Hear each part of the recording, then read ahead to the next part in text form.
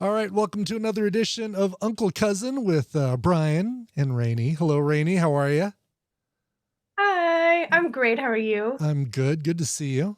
Let me move your. Oh, whoops. Absolutely. Gonna move your Zoom screen down here right under my camera. So then when I look at you, I'm looking right at the camera. There we go. Instead of having to look up. Um, cool. Well, we've had a couple weeks of stuff that do we need to catch up on. Yes, yes. Probably the biggest thing, of course, is the understudy role. How are things going with that? So well. So it is very like self-directed for the most part. Right. Our rehearsal spaces are really small because our largest rehearsal space is currently rented out by Just in Time, the Broadway show that's Hmm. upstairs. Sure. And fun fact, they will be performing a part of their show during the Thanksgiving Day Parade. So you'll probably get to see a little snippet of Just in Oh, cool. Time with Jonathan and Groff. So cool. So, That's um, awesome. yeah, normally I'm not a huge promoter of the Macy's Thanksgiving Day Parade, but if you guys want to sponsor me, just kidding. But yeah, Just in Time will be performing at the very least. We saw them rehearsing Splish Splash today, in on 34th Street. So very, very Cool. That's exciting. right, because this is the Bobby Darin story, right? Yes, Yeah. yes, it is. Cool. Yeah. hmm so I think I want to say the combo is Dream Lover, Splish Splash, I would assume and Under the Sea or Mac the Knife. yes, Yeah. both Or of Beyond those. Beyond the Sea. I'm sorry, not Under the Sea. That's Little Mermaid. Beyond the Yes. Sea. Which who knows? Maybe Disney's putting a little bit of Little Maybe. Mermaid on. I have Yeah. no idea. Right. I Little have no little Sebastian. Sure. Why not? idea. Yes. Why not? Why not? But Cool. yeah, so those four I think are going to be the mix that they're doing. Which is really cool, and obviously the whole crew is really excited about that, so it's going to be fun for That's them. awesome. Are Um, you going to try it all to go to the? I didn't even think about that. Like Macy's Thanksgiving Day Parade is one of those things that kind of you grow up watching every year. Um, Either like while you're prepping the house, cleaning or cooking or whatever. It usually is on in the background. Any desire to brave the crowds and go check it out? Surprisingly, yes. Mm-hmm. Normally that's like really not my vibe, but Maddie asked me. She was like, if you do one thing for me this year, please let it be go to the Thanksgiving Day Parade. And you do have to be up really early, but I do have a very fashionable long pea coat, and I've gotten, we've been really lucky with the weather so far this year. Mm-hmm. So I'm really hoping to be able to pop down there, spend a little time potentially watching the floats go by. But if I don't, I will definitely go next year because Mhm. next year is the 100th Oh anniversary. wow. Okay. So Oh, it's it's going to going to be a be big deal. So I think it'd be kind of fun for my first to be their to 100th, be the but then hundredth. also part of me Sure. is like, Why maybe I should wait? go this year just to have The my feet 90 under me before next year. the 99th is pretty cool too. 99th is pretty cool too. It is. It is. It definitely is. So, That's awesome. Oh wow. Okay, yeah. so super cool. Yeah, I guess as we get into the holidays, there are certain things you think about with New York that you associate with New York, like the Thanksgiving Mhm. Day Parade, the ice skating rink in front of Rockefeller Center, the of Yes. course Times Square on New Year's Eve. Um, I'm curious to see which of the kind of ultimate New York experiences you try to do in your first year. Yes, I'm planning on doing the Rockefeller ice rink this week, hopefully before the Hmm. weekend so that the Oh, crowd isn't too cool. crazy. Hmm.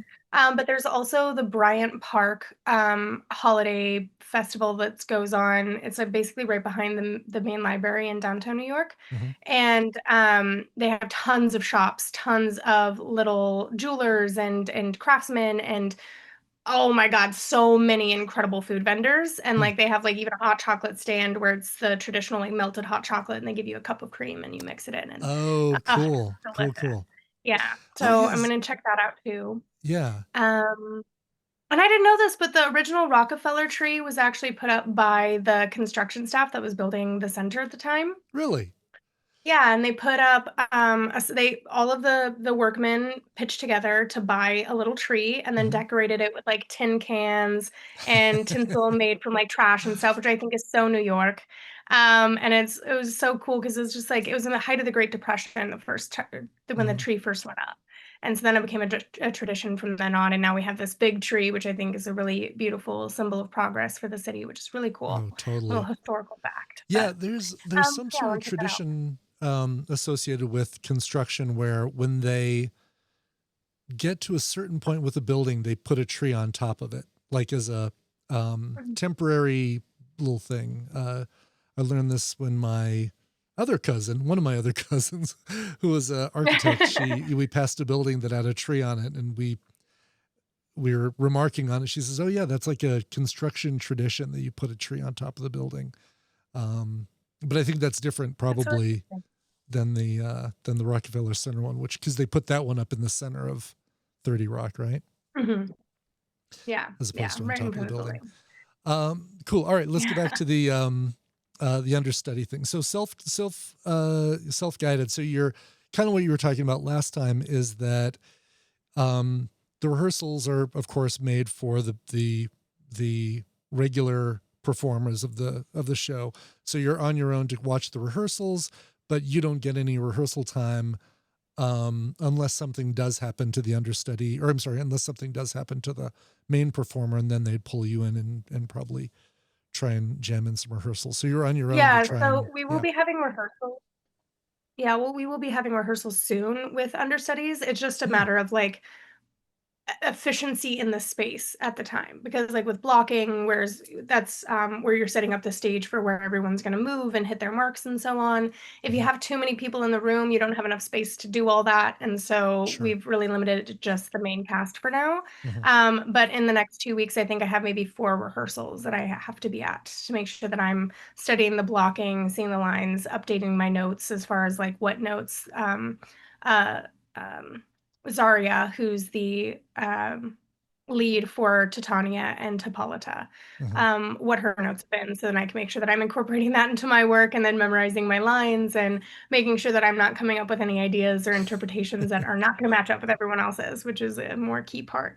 Um, and I mean, luckily, like since it is an educational situation, we are allowed to be what's called on book for the performance, meaning we have Okay. our script in hand. Hmm. But I have every intention of being a very generous scene partner and being able to actually like hold the thread and keep the moment going and the Yeah. momentum. So I have every intention of having my lines memorized Memorized. beforehand Sure. so that if I do get called up there, like I'm absolutely ready to go. And especially with the amount of COVID that's going around, it's really important that we all be ready because you never know. Oh God. Yeah. No kidding. Probably. Yeah. Yeah. I mean, it's holidays. Time for another resurgence of this. Um, We lost 8 people last week, myself included. oh 8 people no. down. Yeah, You we had had one COVID on last Monday. week? Yeah, we had one person go down on Monday, and then 3 people go down by Wednesday, and then another, like, 4 or 5, I think, have messaged in the group chat since then, so Jeez. woof. Yeah, no Um, kidding. I mean, our filters are working overtime, but it's just Yeah. not enough. It's Yeah, just not I'm sure. enough. Oh my gosh. You mentioned when you're talking about watching the main cast, do you Mhm. how closely do you have to stick to the way that was it Titania? What's the name of the Titania, the Titania? Queen Wow. of the Fairies. Mhm. Okay. Oh, what's the actress's name? Sorry. Oh, Zarya. Azaria. Okay. Sounds like another Mhm. character. I know, yeah.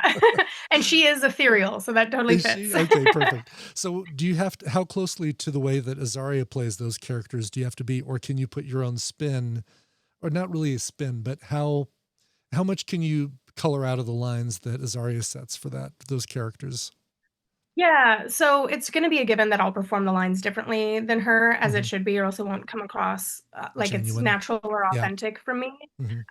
But if, if Mark, the director, if he's telling Zarya that in this scene she needs to be offering her lines from a place of, like, solemnity, then I can't walk in being, Mm. like, angry and waving my fist Jovial around, or you know? right. Yeah, Okay. I have to kinda match whatever vibe she's setting so that it flows with the rest of the scenes. And that's actually been like the most interesting part of this process because I started directing class right before our first rehearsal for Midsummer. Mm. And now I'm getting to watch Mark Nelson up close in his directing process. And he is an excellent director. He's produced several or directed several like major Broadway shows, off-Broadway shows, all sorts of things. So he's done a ton of directing projects. So getting to Wow. see his process up close has been really, really cool. That's cool. And then having that timed with when I'm learning about it has been so convenient for me. It's Really couldn't kind have of planned that better myself. yeah, it's kind of perfect. Like It is. the best timing for, all right, I've got the class. I'm learning this. I'm learning all the mechanical stuff, but then I also get to watch somebody, the person who's teaching the class, actually do the thing that they're teaching. That's cool. Yeah, Wow. exactly. So that's been really cool. And Morgan sadly does not teach the directing Oh, class. he It's actually doesn't. taught Okay. by Benita DeWitt, who is Okay. incredible. They are Australian. They have done tons and tons and tons of off Broadway, on Broadway productions. I think they went to Columbia for Hmm. directing and theater. So graduate from there, Circle alum, super cool. And the amount of people that are alumni from Circle in the Square that are very prominent is actually incredible. Really? Um, yes, yes, for Drop sure. some And we'll names. Come on, actually, let's hear. and it's drop some names. Yeah. Absolutely. Well, Viola Davis is a big one. Oh, Um, wow. Yeah. yeah, and let's see who else. I have a whole like list actually. Al Pacino has performed there, but he didn't go there when the school existed. Okay. Um, and I can't remember off the top of my head. Did I tell you the Arthur? I told you the Arthur Miller story, correct? I don't know if you did actually. From the Paul Lieben Memorial about Arthur Miller and Marilyn Monroe?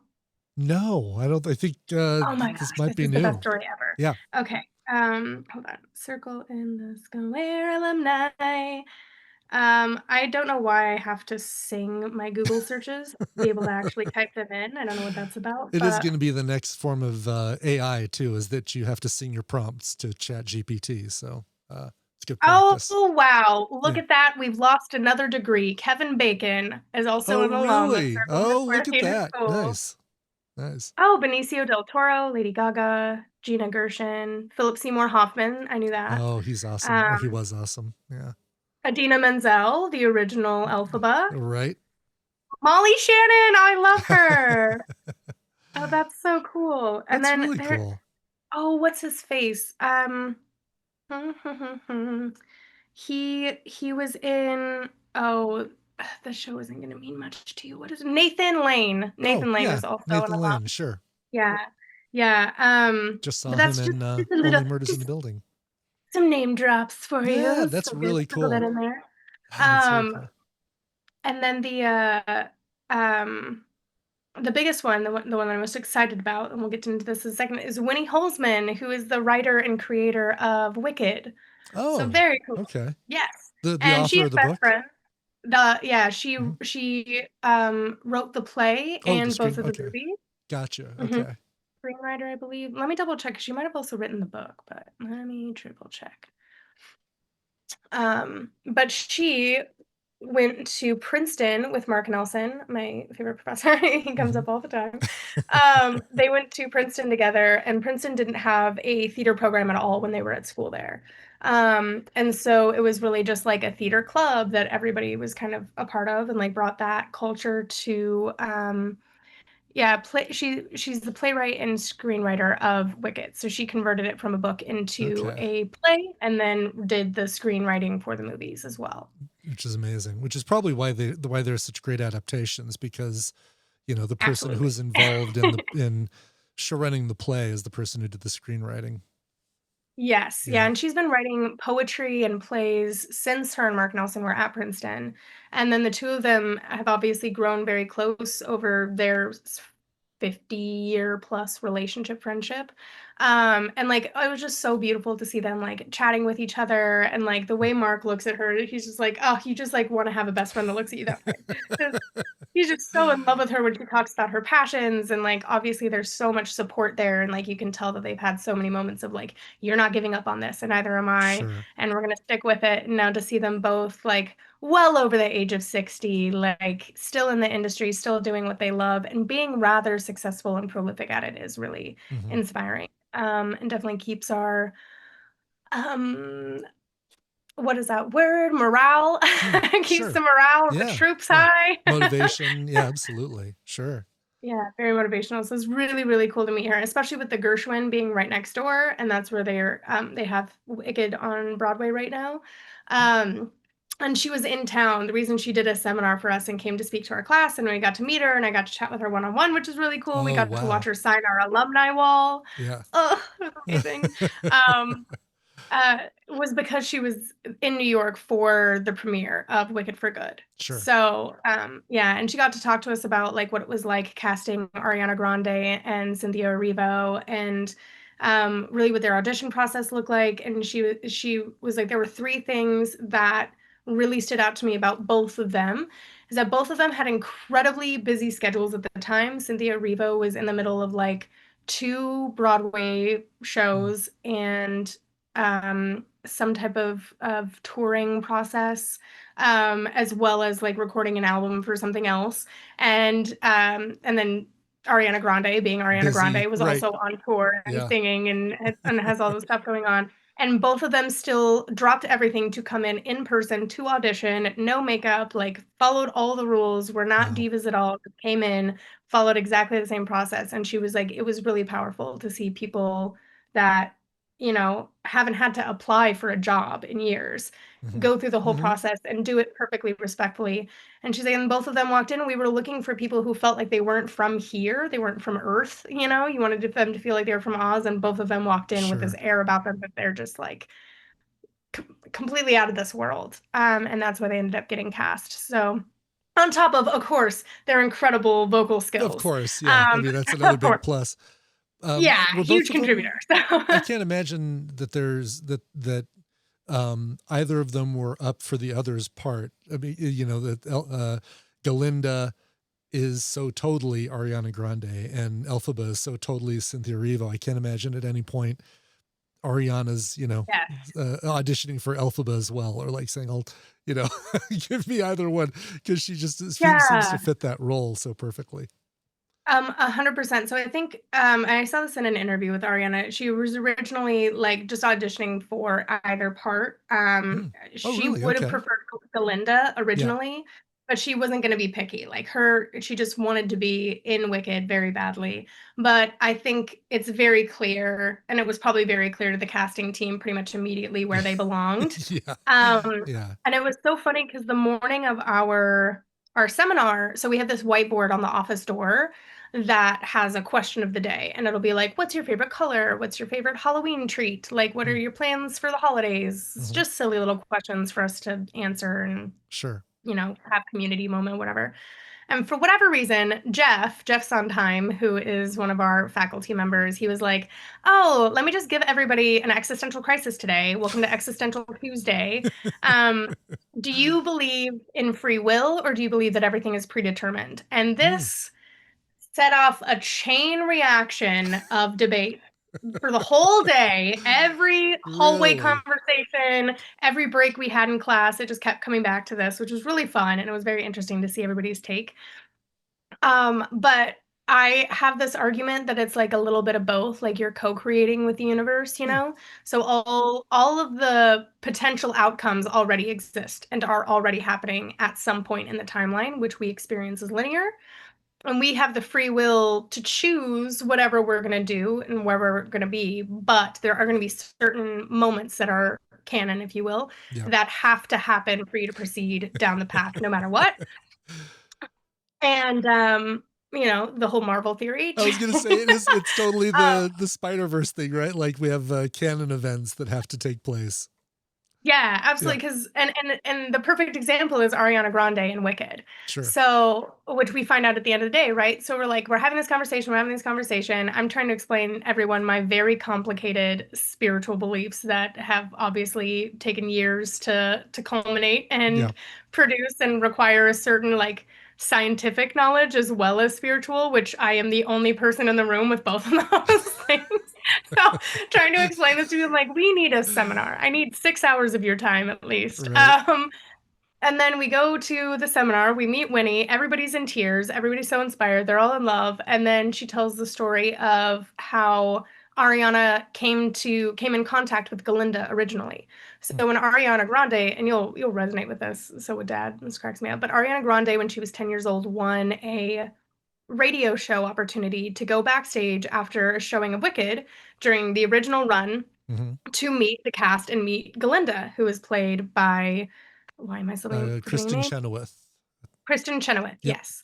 And I was like, kept repeating her name in my head so I wouldn't forget it when I got to that point, and it was gone. Kristen Yeah. Chenoweth. And so her grandma takes her, she goes to see the show, she goes backstage after the show, she meets Kristen Chenoweth, and she just starts bubbling over with like how much she Mhm. loved the show. It's like the most incredible thing in the world, and all what she would give to play Galinda at some point, and like, it was like has completely lit up all these dreams for her, and so on and so forth, just fangirling, right? And then Kristen Chenoweth had received a plastic wand, a pink plastic wand from a fan or a friend or something, and it was on her dressing table. Mhm. And so she gave it to Ariana and was like, "You're gonna wave this someday." Oh, wow. And Wow. now here we are. Isn't that That's cool. crazy, That right? is So what a then I great, turn around to yeah. everybody else and I go, predestination, baby. Right. It was written in the stars by Kristen Chenoweth. Exactly, exactly, exactly. And that's the whole point. Is like the everything had to happen just so, Yeah. but it took your free will to spark the path. Right. So like Right.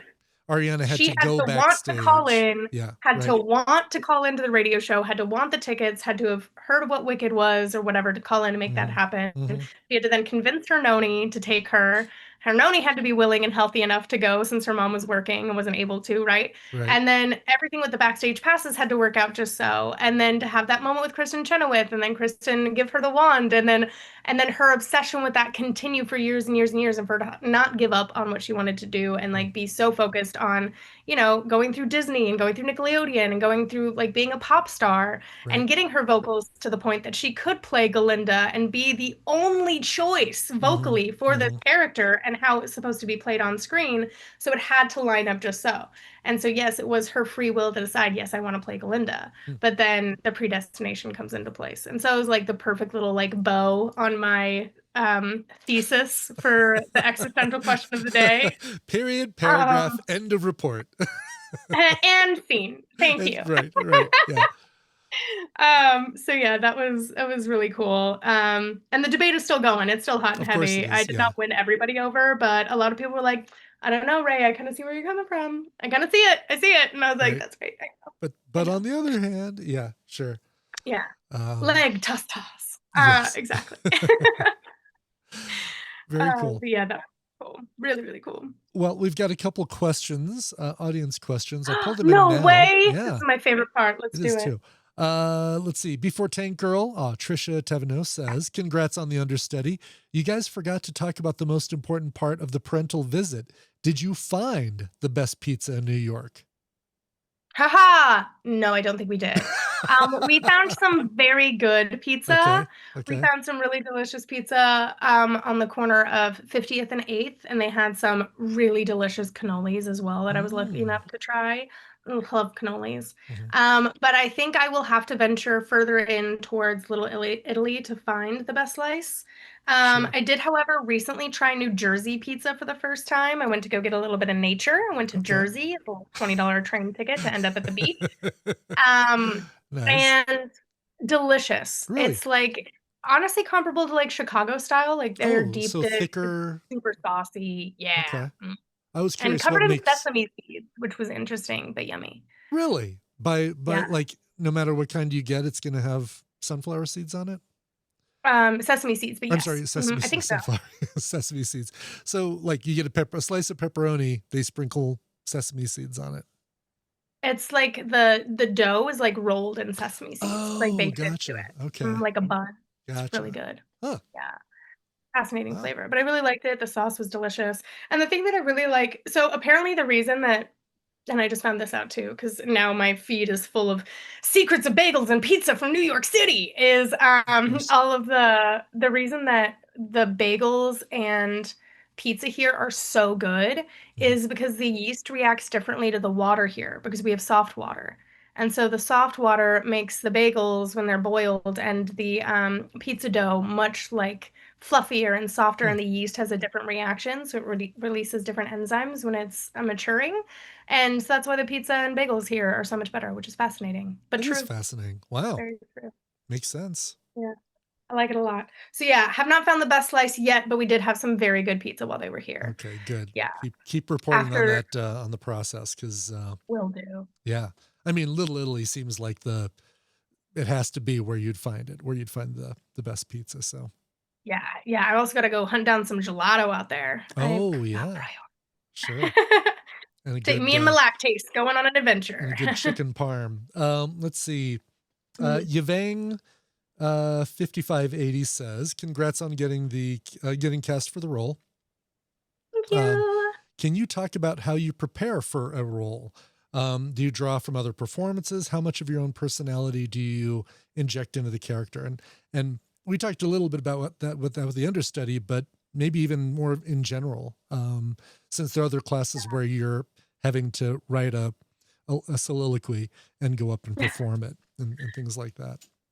Yeah, yeah. So the thing about the process with acting is like I really thought going into this it would be the same process every time. Like you would Hmm. just have your a little analysis moment and then you would figure out your hooks into the character and then you jump in. But Hmm. it does vary a little bit per character. So like if I'm doing a character like for example I did Marie Antoinette. So Hmm. I have to do a lot more research on historically like what are her tics, what are some of like the things people noted about her, was there a certain way that she walked, a certain way that she talked, did people consider her very intelligent or kind of a ditz? Turns out to be the latter on that one. Oh, really? She was very, Really? Wow. yeah, she was very smart, but she didn't know she was being smart. That was Okay. kind of like the what I pulled from it is that she would say very insightful things, but would not register at all that that's what was happening. Hmm. Um, and she was also very young, so even for an aristocrat she was very young. So all of those kind of key points play into it, and then of course you have to consider society.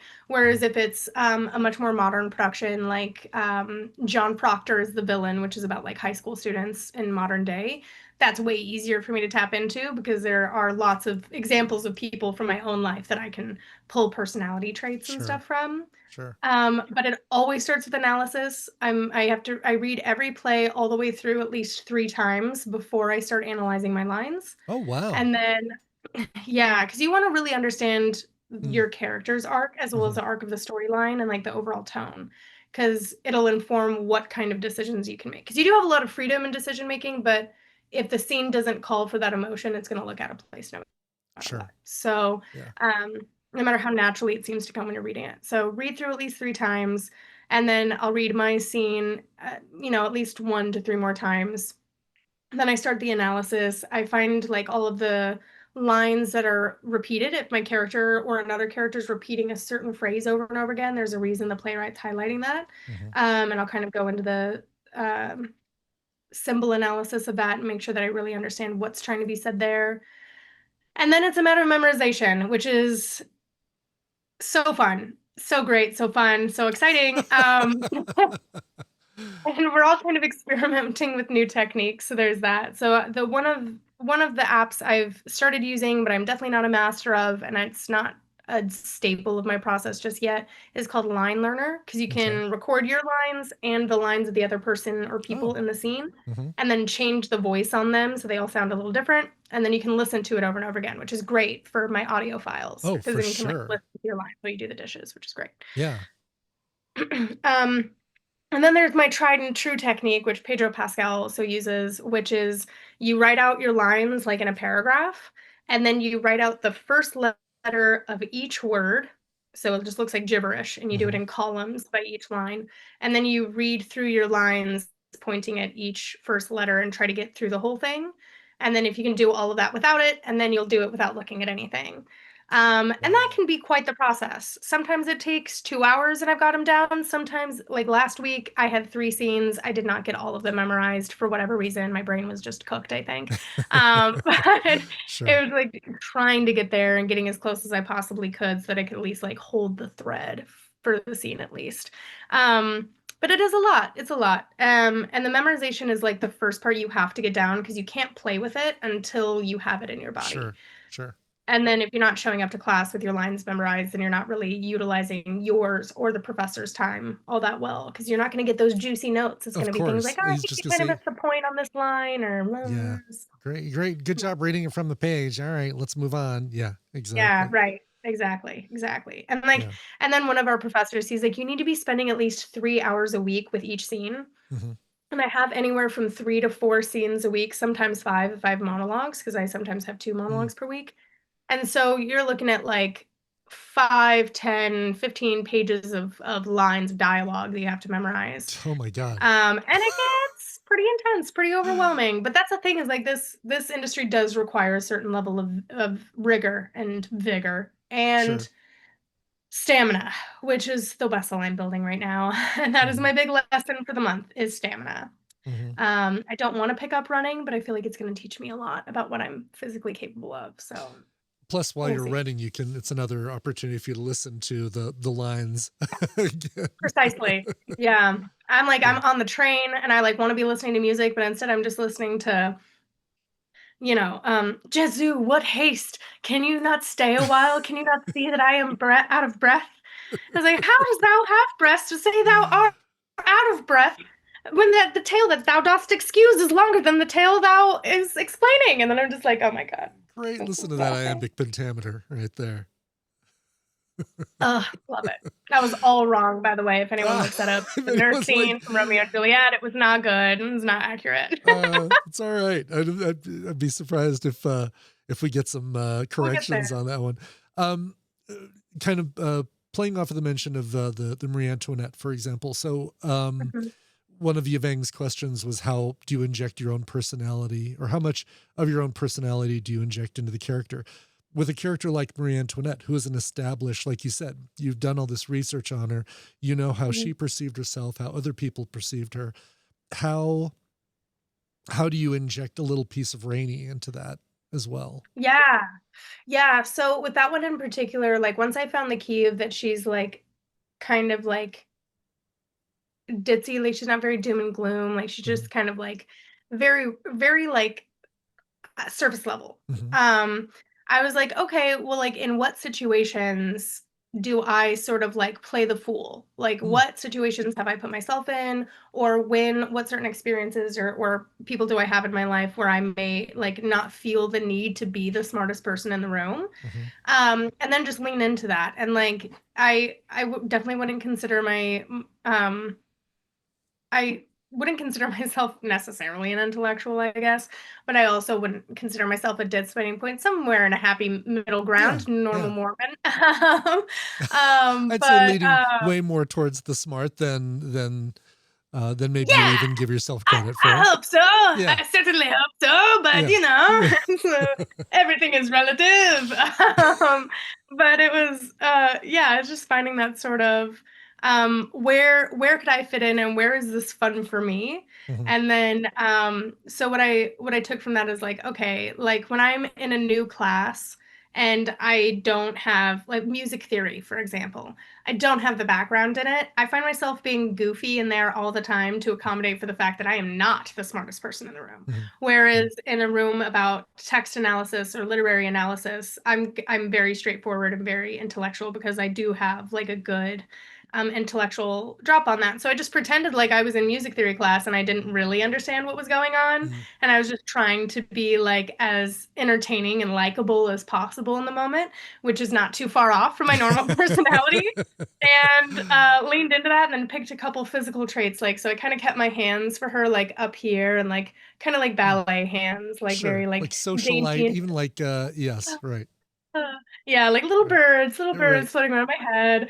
right. I kind of walked on my tiptoes. I wore heels for it, but I still walked extra on my tiptoes to keep my feet like quiet and like prancy, give this like image that I'm like delicate and light as a feather. Interesting. Um, Okay.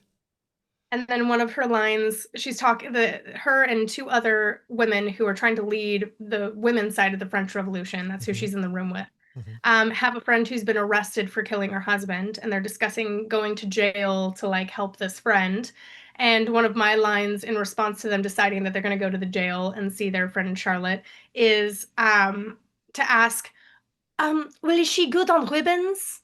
Because I have a few extra, you know, in case that will help beat back the tides of fate that are coming out against us all. And so that was just like a lot of fun to play with because it's like, girl, no, she's in jail. She does not need ribbons, you Right, know? right. But it And was, yeah, that kind of the ditz. yeah, That's really that cool. Wow. playfulness. So, and then of Good course I did good a French French, accent. by the way, good French accent too. Thank you so much. Yeah. Yeah, the only reason I know that it's good is because my professor that we did that scene for, Mark Barford, would have not tolerated it if it was off base. He'd been like, get rid of it. I'm not Sure, listening to that for 4 more classes. No way. sure. Did you was there a certain thing you watched, like a character, TV show, cartoon, or something, kind of develop that, or the French accent? Ratatouille. No, I'm just kidding. No, I mean, I I just could see that. I could see it being Ratatouille, where you'd kind of pick something like that up. yeah, I just have been studying French for so long Mm, okay, that the one part I know confidently I've mastered is the accent. okay, yeah. Conversational dialogue and actual words, we're sort of there. I've been able to have a few conversations with French people here in New York, surprisingly. Have they been Oh, awesome? No. And have they probably forgiven quite a few things that I've said incorrectly? Oh, sure. absolutely. Yeah. But French people are very nice when you speak French to them here. I'm not sure it's the same there, but they were happy to know that I'm learning. They probably Um, appreciate that you're trying, or that you're like, oh, she's 90% there. She may have said the word for sandwich instead of the word for subway, but yeah, or but I could be like Jenna Ortega and be like, I want to go to Maku Park, which means my ass, which is oh, definitely not the name of the park. really? So, whoops, whoopsie, Oh, but funny. that's okay. Okay. Luckily, most people are intelligent, and if you say something that sounds like something else, they're like, Hmm. no, They yeah, pick up that's on right. that. I know what you mean. Right. Exactly. Yeah. Yeah. They'll have a little moment of internal laughter, maybe outward, depending on the personality. But yeah, that was really fun. I liked doing that scene a lot too. That was really cool. Oh, and then I had my directing project last week. Hmm. So Okay. our first assignment was to direct a 2-minute dream sequence of one of the characters from the play we were analyzing, which is called A Number by Carol Churchill. And it's about this father who has his son taken away by CPS and decides to clone his son to get a new son that he can take care of the right way because he was like an alcoholic with the first one, Wow. decides to clean up his act and doesn't want a new son, just wants the same son. So he clones him, but then the company that he used to clone his son ends up making like 19 of him instead of just one. Okay. And so there's all these other versions of his son running around town, and the original son, Bernard, is a psychopath. He's like crazy. He's Gotcha. like crazy. Okay. And then he starts stalking the son that he kept, Bernard too, to Bernard the second. Bernard the first starts stalking him, and it's like the whole thing is only seen through conversations between either Bernard one or Bernard two with Salter, Who's except for the the father? last scene with Hmm. yes. Hmm. And then the father has a scene with a third clone called Michael Black, and that's the last scene that's closing. And it's kind of like a commentary on nature versus nurture, but also just like there's no stage direction whatsoever in the whole play. Hmm. So it's completely open for interpretation. It's like a director's wet dream because you can just Perfect. do Yeah. whatever you want with Full it. freedom. Yeah. Exactly. So my take on it was to use Afraid, the song Afraid by The Neighborhood. Hmm. And the first line of the song is when I wake up, I'm afraid someone else will take my place, which I was like, perfect. Got a lock on Hmm. that. Hmm. And then I had two actors, because that's all I could rally the week before Thanksgiving. There were only two people willing to do extra work, Sure. so Sure. nailed it. Thank you, Jeannie and Janina. I appreciate you both. um, Nice. and Jeannie is an incredible dancer. She went to ballet, like boarding school for ballet for 4 years, just incredibly graceful, amazing to watch.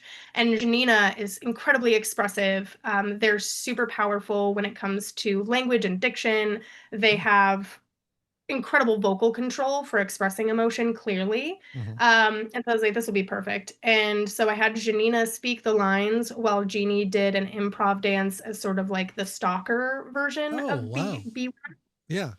and just had them kind of interact and like circle each other around a bed surrounded by mirrors because we have a mirrored room. And then I put a bunch of our dressing room mirrors up around each other. So you kind of got all these different Perfect. angles of the two of them. Symbolizes all the clones.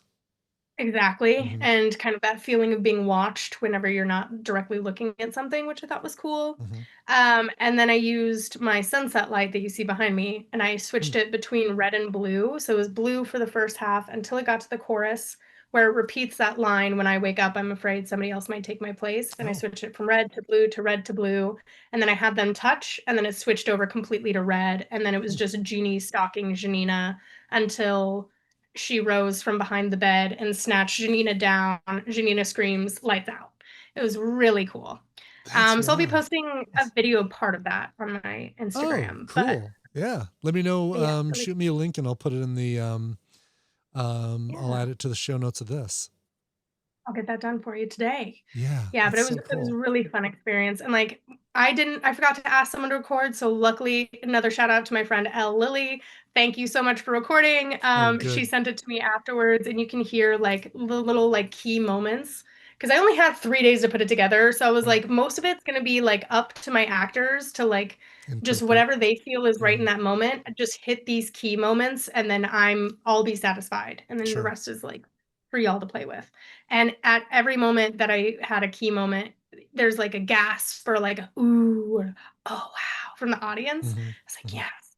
And then of course at the last scene is like a huge gasp from everyone after Janina screams, goes, and then it's like lights out. And I was like, yes. So good. That's So cool. Oh, I can't wait to see it. That's awesome. that was awesome. How much do you enjoy directing? Is it something you could see yourself doing as well as acting or Oh yeah, I'm in love with it. I am yeah. in love with it. It is really challenging. It is Hmm. really challenging, but I find it to be really powerful because you have to be so clear on your vision. Hmm. You have to have an idea. The ideas part I've got down. And then communicating it in a way that's so clear and concise to everyone that they all can see what you see and then bring that forward. And I feel like I've done pretty well with that the last 2 or 3 times. Because I've directed like 3 little projects now in Hmm. class. This was the longest of them, and then we have another one coming up next week. It's fine. It's fine. I got this. I'm doing great. I've got the stamina for this. Phew! Whew, Sure. doggy. Okay. But yeah, it's really fun, and I'm like finding ways to use my visual art skills to be able to communicate those ideas. So for the most recent piece, I basically went into Canva and created a mood board. So I went to Mm-hmm. Pinterest and found a bunch of images that kind of match up like what I'm looking for. So there Mm-hmm. was, a couple references to like Dr. Jekyll and Mr. Hyde, some cloning, some Mars strikes, some red and blue sort of highlight light versus dark, a Mm-hmm. little Star Wars reference in there somewhere, a lot of mirrors, things like that. And compiled that into a mood board and sent it to both my actors. And then I just wrote out like a Google Doc of like, this is my overall vision. These are kind of the emotions, the tone of the whole show that I want to connect with. And then for both of you, these are your cues to the music and to the lights so that you'll know when you hear this and when you see this, this is what you'll be doing. And then I highlighted the key points that I wanted them to focus on and just gave them little like emotions. Like for Jeannie, I put like lurking, stalking, creeping, aggression, Mm-hmm. violence, and for Janina, it was like paranoia, fear, exhaustion, frustration, um, fury, like rage. And Mm-hmm. so they could play with those two tones together and kind of figure out where they aligned and played off that. And then we had a bunch of like little extra things a week. So we had to do 7 repetitive motions was part of the assignment. Um, we needed to have light and stage. The audience needed to be involved somehow. Um, and then I just set that aside. So, but a bunch of little parameters, Interesting. and then just laid that out for them. So I was like, hey, whatever you want to hit between this, like go for it. So That's cool. Do yeah. now that you've done a little bit of directing, you've watched Mark direct, um, uh, you've kind of gotten that experience under your belt. Do you see movies and TV shows differently? Have you had time to watch any movies or TV shows since you've been? Yeah, Yeah, so I just finally watched my first 2 movies since July, which yeah, I'm a I movie buff. believe it. So Yeah, that's a long time for me that to is a go without long watching time. any movie. Yeah. Or TV of any kind. And then I feel like I'm so out of it because like all my friends at school, like they somehow magically find, I don't understand how, but they find time to do these things and they're still with pop culture. And I feel like I'm in Mhm. this bubble Right. of theater Right. school and I don't know what's going on in the world. Like, I don't know who I am anymore. Sure. Um, but the first two I got to watch were Frankenstein and Mm. Weapons. Oh Both yeah. were Oh so my God. good. Yeah. Haven't seen Frankenstein yet, but really loved Weapons. Oh, Frankenstein's fantastic. You're gonna Cool. love it. Cool. Can't wait. My only like beef is that Victor's best friend is not at all in the movie whatsoever. Like they cut Hmm. his part out entirely, which I guess it wasn't necessary to the storyline, so I guess that's okay. But I really liked Jacob Elordi's portrayal of the monster. Hmm. The makeup and special effects are absolutely incredible. Hmm. Um, it's the only time I've ever been like, oh, Frankenstein the monster is kind of hot. That's never happened before. Sure. Not been Yeah. an issue Yeah. previous version. But yeah, he kind of fine. He kind of fine in this one. That's funny. And I really Mia Goth was just incredible. Like She's great. just And oh my gosh, over the I top. hear She's so really many got good a things got a about her handle on the performance. horror. That's cool. Yeah, she does. I mean, she's Mm-hmm. done so much. So yeah, makes sense. Yeah. And Cool. the costume design, oh my God, the costume design is incredible. And that's what the heck? Top notes. Um, there that is something I'm really dying to get my fingers into is to some costume design, as Hmm. you know. Oh, sure. Um, Yeah. yeah, I'm itching for it. And so we have Leia who does our costumes for the principal group Dot in the Box. And so I'm trying to like cozy up to her and be Mm-hmm. like, "Hey, buddy, you ever Hey. need any help? I've got some sewing skills, got some ideas, got Nice. some spare corsets laying around. Hint, hint. If you need anything, let me know." Perfect. Yep. But yeah, it's and then the costumes for Midsummer are already coming along swimmingly. Hmm. There's this giant golden headpiece for Titania that I'm very excited to wear. Um, so yeah, that's going to be a lot of fun. Do But they, I assume they yeah, have to make a duplicate set of clothes for the understudies, right? Or do they try and pick understudies with the same rough body type and size? haha, haha, no. Zaria is like 6. I think she's probably 5'11", maybe 6 foot, Okay. and he's a 4 to 6 at most. Okay. And I am not. I am a 12 on bottom at least. At Sure. Sure. least. And significantly shorter, probably like 4 or 5 inches shorter. Hmm. That's fine. That's okay. But yeah, but the thing is like, I mean, at least for me, I'm like, you guys really don't have to measure me because I can bring, I have. Mm. Mm. I have I have corsets and I have run fair Gotcha. clothes and things that will work. You have stuff that So would be appropriate for Titanian. yeah, I've got Okay. costumes at home. Yeah, I've got costumes at home. So That's you just funny. let me know what I need to bring. But yeah, and we'll see. I think it should probably be fine as long as it's like similar colors. And most of the costumes are adjustable anyways. They've just Hmm. been fitted down, probably through temporary measures for each outfit. So Sure. yeah, Cool. hopefully. Oh my Otherwise, God. I'm just That's gonna be up there in a pair of sweats and a yeah. t-shirt, and that's okay too. Right. Right. I'll be very These are convincing. imagine Titania in uh aerial pajamas. It's gonna work. We'll Yeah. make it totally work. Yeah.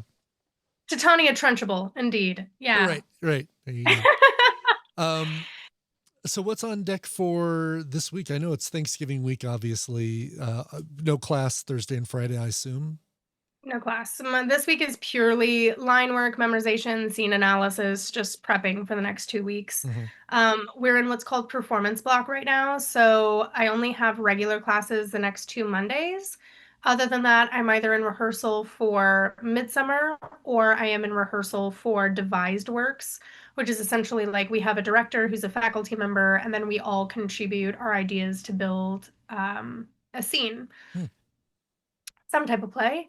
And that starts next Tuesday. And then we Wow. have like 4 or 5 rehearsals. So I'll be in rehearsals all weekend next weekend, and then probably the weekend after that. And then we perform together. We have our holiday concert, and then we have like a long break, I think, from December 20th until January 10th or something like that. So Okay. Oh, that'll be big. yeah. There'll be some good time. No plans to make it home, I'm sure. It's too Probably not. No, I yeah. would love to. That would be really nice. I want to see my dog. Yes. But Yeah, I'm sure you I do. think it may be more pertinent that I find a temp job for the month Yeah. and get some cash in my pocket and then go back to school in January. Yeah. Yeah, makes sense. Mhm. Well, sadly, very, but yeah. very cool. Well, awesome, Rainey. Well, this has been Yeah, fun. I'm really Yeah. it's a juicy episode. It's been lots of stuff covered. Excellent. Well, you got Thanksgiving coming up. Do you have are you doing a Friendsgiving with some folks, hopefully? Like, Yeah, tomorrow I'm probably gonna be well, hopefully, depending on how, because I still have to like retest and all that good stuff. I've been quarantining in my bedroom, oh right. Yeah, that's my right. little Yeah. jail Makes sense. cell. Yay. Wearing a mask in my house. Love that. That's Yeah. okay. It's about respect, everyone. I have a That's right. responsibility to a Broadway show, Mm-hmm. okay? So Mm-hmm. just leave me alone. No, just kidding. It's been fine. And I do literally have to be responsible for Of the course. show not also getting sick. But yeah, so hopefully I'll test negative in the morning, and then I have a couple invitations, one from my landlady to go with her. Her name's Michelle, to um a friend event here in New York. And then if that's not a thing, then I have a friend who has also fallen victim to the plague, who's like, if you have nowhere to go and you're still sick, you can always come hang out with me. Right. Yeah, So exactly. Like there's, what are you going to do? Extra infect each yeah, other? Yeah, right. yeah, exactly. And we'll just sit there and cough up along and watch the parade on TV and whatnot. So Right. it'll be There you fun. go. Well, cool. Well, I look forward to hearing about that and catching up next time. Very cool. Yes, Well, absolutely. thanks, Um, Ray. Yeah, go ahead. Thank you all. Wishing you a very happy holiday weekend. I hope you all get fat and happy and have a wonderful time. Awesome. Well, thanks. Get those questions in the comments. If you have more questions, we love getting them. So please post them in there. And we'll see you next time right here on Uncle Cousin. Absolutely. Love you guys. Bye. Bye.